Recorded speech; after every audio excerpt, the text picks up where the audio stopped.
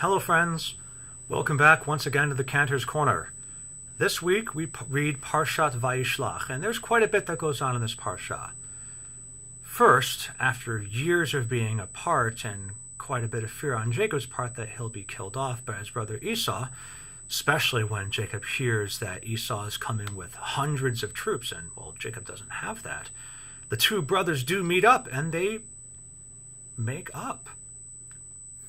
Jacob insists on giving his brother Esau a pretty substantial gift of quite a bit of livestock and other valuables. And even though Esau refuses, eventually Jacob gets his way and is able to give his brother the gift that he intended, and the two of them have a pretty amicable relationship from what we can see thereon. Jacob and his family continue on their journey, and in the middle of the night, Jacob is woken up by the presence of an ish, of a person, of a being. It's kind of a little bit hard to tell what exactly is going on. But Jacob and this being wrestle and rust and tussle, and finally the being says, all right, let me go, you've won. And Jacob says, no, I won't go until you give me a blessing. And that is when Jacob, Yaakov, gets his name changed to Yisrael, which is a root that means that he fought and wrestled and won. From there, we see another incident in which Dinah, the only sister of these 12 brothers from two different mothers, she gets a bit mistreated in the eyes of the brothers by members of Shechem, in particular Hamor. The brothers see her as being violated by members of Shechem, and because of that enact their revenge. In particular, Shimon and Levi, once all the members of Shechem are writhing on the ground in pain because, well, Hamor wants to marry Dinah, and so the requirement that is given by the brothers, notice Jacob doesn't have any part in this, the brothers say, all right, we can let this happen, but you gotta circumcise yourselves. The guys do it because, well, Hamor definitely wants to be able to have Dinah as a wife.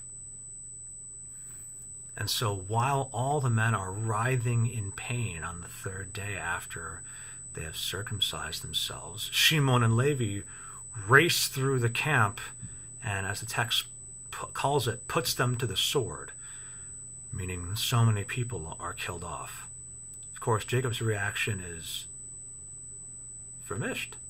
He's quite distraught at what Shimon and Levi have done, saying, you have brought trouble on me, making me odious among the inhabitants of the land. And I can't blame him for saying that, especially because of what Shimon and Levi had done, killing off so many people. The one thread that I see going through the entirety of this parsha is how to deal with conflict. The first bit of conflict that we see between Jacob and Esau is resolved peacefully through their words and through their actions.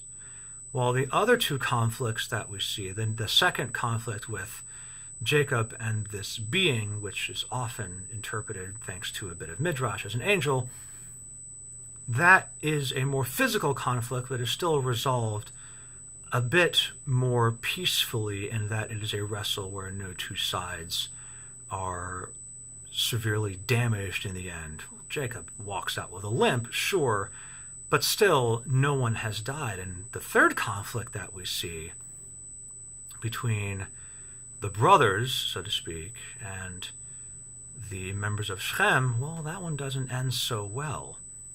Jacob is annoyed, and yet I'm a little bit confused at this segment, because while Jacob is annoyed, Levi gets a bit of a reward to a degree, because it is his kids that go to take on the priesthood. So what can we learn from this? I think we can learn how to resolve our conflicts, and certainly we have our fair share of conflicts going on right now.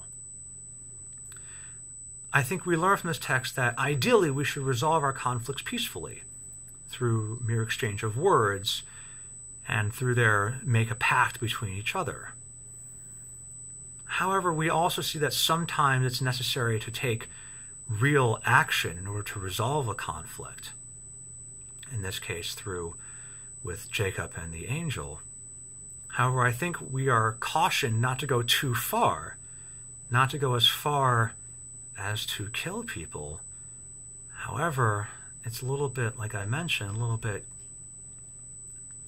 uncomfortable in that Levi gets rewarded for what I see as some pretty heinous acts. And so I think it is upon us to make sure that we really consider our actions thoroughly before we go and attempt to resolve the conflicts in which we are embattled. Yes, ideally we should use our words, but I think sometimes action is necessary. Ideally more peaceful action through protest and civil disobedience. But God willing, we don't have to resort to killing in order for our conflicts to be resolved. Let's go and let's do so that we can have a more peaceful future.